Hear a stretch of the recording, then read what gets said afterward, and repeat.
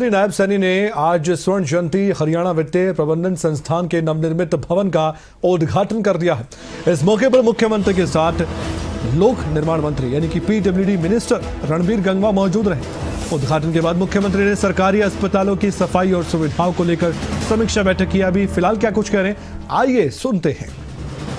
वो भरपूर हो और मैं जो हमारे RWA के जो सभी पदाधिकारी हैं, अन्य सामाजिक संस्थाओं के लोग हैं, वो भी इस स्वच्छता के अंदर जैसा प्रधानमंत्री जी आह्वान करते हैं, हर व्यक्ति की जिम्मेवारी होती है कि उसके अंदर सहयोग दे।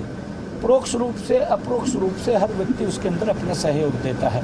और हमने आज उनसे बातचीत किया है इसको लेकर के स्वच्छता को, क्योंकि 17 सितंबर से सेवा पखवाड़ा का आरंभ हो रहा है, 2 अक्टूबर तक वो चलेगा।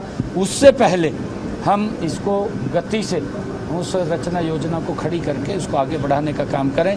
और हमने ये भी निर्णय किया है, हमारे सभी CMOs और PMOs ADCs जुड़े हुए हैं कि हमारे हर डिस्ट्रिक्ट के ऊपर एक हॉस्पिटल अत्याधुनिक सुविधाओं से सुसज्जित, जो उस डिस्ट्रिक्ट के अंदर प्राइवेट हॉस्पिटल में सुविधाएं मिलती हैं, अब हमारे डिस्ट्रिक्ट सरकारी हॉस्पिटल में वो सारी सुविधाएं मिलेंगी।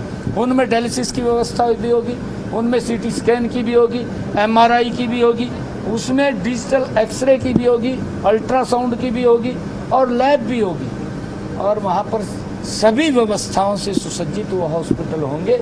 उसको लेकर के भी आज हमने यहाँ सभी CMOs और PMOs को बुलाया हुआ था, उनसे भी बातचीत हुई है और उसके ऊपर काम भी चल रहा है। उसका बजट भी हमने जारी कर दिया है, उसका सामान भी आ रहा है। 17 सितंबर को हम फर्स्ट फेज के हॉस्पिटल उनका उद्घाटन कर देंगे, उनमें सारी सुविधाएं आ जाएंगी 17 सितंबर तक, और बाकी के बचेंगे अगली डेट के ऊपर, उनको भी हम पूरा कर लेंगे। आज हमने बैठ करके ये विषय किया है। सर, चाहे शहर हो चाहे सरकारी हो, सफाई के लिए कड़े तौर पर जो जिम्मेदारी तय करनी पड़ेगी ना सर, की सफाई नहीं करेगी। आज ये सारी की सारी स्वच्छता को लेकर के आपने, आज मैंने कहा है कि हमारे इस आज बैठक के अंदर हमारे सभी म्युनिसिपल कमिश्नर्स और हमारे सभी CMOs, PMOs, ADC, DC और हमारे सरकार के उच्च अधिकारी आज सारे के सारे यहाँ पर हैं। हमारे चीफ सेक्रेटरी साहब ये बैठक को अध्यक्षता कर रहे हैं आज की, और उसके अंदर सारा का सारा अभी देख करके उसका पूरा SOP तैयार होगा।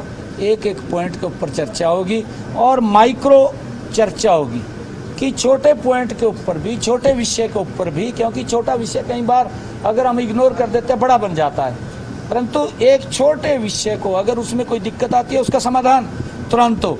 ये नहीं है कि हमने देख लिया कि वो खराब है, कोई लाइट ही खराब है, हम देख भी रहे हैं लाइट खराब है, क्यों खराब है, शाम को ठीक हो जानी चाहिए। कोई तार लटक गई, वो ये नहीं है कि तार लटक रही है, वो तार ठीक हो जानी चाहिए।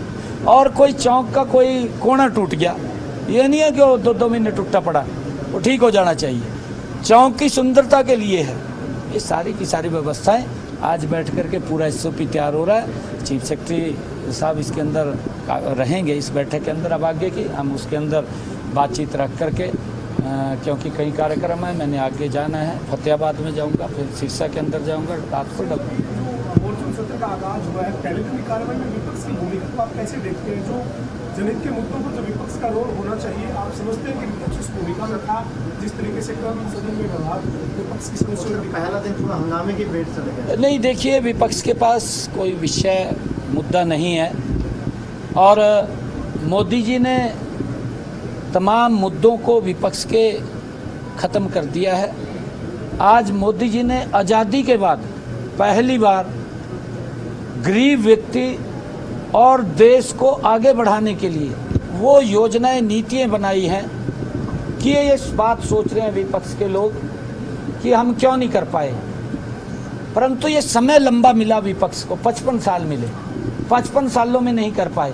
अब तो वो झूठ की दुकान खोल कर बैठे हैं, किसी झूठ को लेकर के वो फलाने का काम करते हैं। बस ये झूठ पार्टियाँ और नहीं है कुछ भी, ये तो झूठ इन्नू कोई कहीं ते गढ़ का दे दे या और उसने फलाने का नीचा काम कराने, बाकी कुछ नहीं रहा नहीं।